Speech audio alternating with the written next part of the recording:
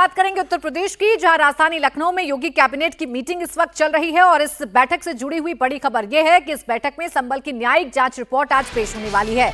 पिछले हफ्ते सरकार को रिपोर्ट सौंपी गई थी, जिसमें बीते साल यूपी के संभल जिले में हुई हिंसा की जांच करने के लिए गठित हुई कमेटी ने रिपोर्ट सीएम योगी को सौंप दी है।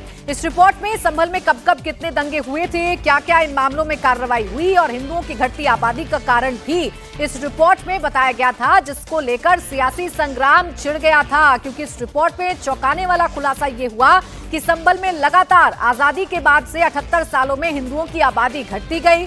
जो हिंदुओं की आबादी 45% थी 1947 में, वो अब घटकर 15% हो गई है।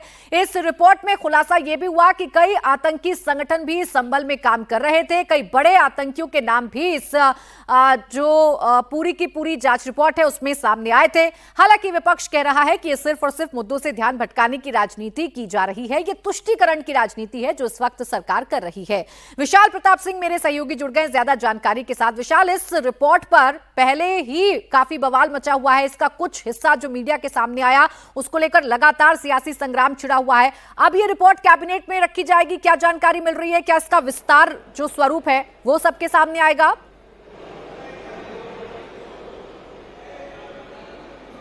देखिए प्राची, जो इसका पूरा टेक्निकल पहलू है वो यही होता है कि कोई भी न्यायिक आयोग अगर अपनी रिपोर्ट मुख्यमंत्री को सौंपता है तो सबसे पहले कैबिनेट के सामने मुख्यमंत्री अपने जो सहयोगी होते हैं उनके सामने उस रिपोर्ट को रखते हैं। उसके बाद विधानसभा में उस रिपोर्ट को रखा जाता है और उसके बाद ये रिपोर्ट सार्वजनिक की जाती है आमजन के लिए। जो हमारी जानकारी है उसके मुताबिक आज के लिए इस आयोग की रिपोर्ट को रखा जाना प्रस्तावित था। हालांकि 1 घंटे की जो मीटिंग है और हमारे पास जो पल पल की अपडेटेड जानकारी है, मीटिंग अभी भी चल रही है योगी कैबिनेट की, और ये बताया जा रहा है कि 1 घंटे की मीटिंग चल चुकी है। बावजूद इसके अभी तक संभल न्यायिक आयोग की जो रिपोर्ट है वो मुख्यमंत्री के सामने फिलहाल नहीं रखी गई है, कैबिनेट के सामने नहीं रखी गई है। लेकिन जब तक कैबिनेट की मीटिंग चल रही है, जब तक ये मीटिंग खत्म ना हो जाए, तब तक किसी नतीजे पर नहीं पहुंचा जा सकता है। लेकिन जो सूत्र हैं वो ये बता रहे हैं कि संभवतः आज इस रिपोर्ट को, न्यायिक रिपोर्ट को कैबिनेट के सामने रखा जा सकता है। लेकिन 1 घंटे से ज्यादा का समय हो चुका है, लेकिन अब तक इस रिपोर्ट को नहीं रखा जा चुका है। इसका मतलब सरकार इसके कुछ और भी पहलुओं को विचार कर रही है। इसका जो टेक्निकल एक्सपर्ट्स होते हैं वो और भी निकाला जा रहा है।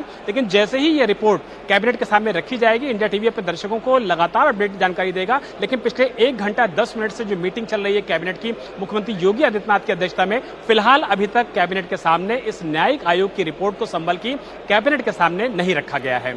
ठीक है, 450 पेज की न्यायिक रिपोर्ट है जिसमें कई बड़ी बातें निकलकर सामने आई। साजिश डेमोग्राफी बदलने की थी, संभल में आबादी कैसे हिंदुओं की घटी, इस बात को लेकर जानकारी निकलकर सामने आई। आतंकी मॉड्यूल का जिक्र किया गया।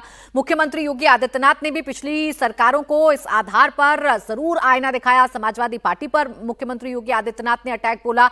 अब विशाल, अगर ये कैबिनेट की बैठक चल रही है और आज ये बैठक में रिपोर्ट रखी जानी है, जानी थी, तो ये देरी किस वजह से हो रही है? अभी तक क्यों नहीं रखी गई है अगर 1 घंटा 10 मिनट की बैठक हो चुकी है तो? प्राची देखिए, कई बार जो मीटिंग होती है कैबिनेट की मीटिंग का एजेंडा तैयार होता है और कई बार ऐसा होता है कि जो बहुत महत्वपूर्ण विषय होते हैं, जैसा कि संभल की न्यायिक आयोग की जो रिपोर्ट है, ये अपने आप में बहुत ज्यादा संवेदनशील है, बहुत ज्यादा महत्वपूर्ण है। तो कई बार ऐसा भी होता है कि एजेंडे से इतर सप्लीमेंट्री एजेंडा होता है, जिसको मुख्यमंत्री अपने पास से निकाल करके कैबिनेट में अपने जो सहयोगी सदस्य होते हैं उनके सामने रखते हैं, सरकार के उसमें अपना वक्तव्य देते हैं।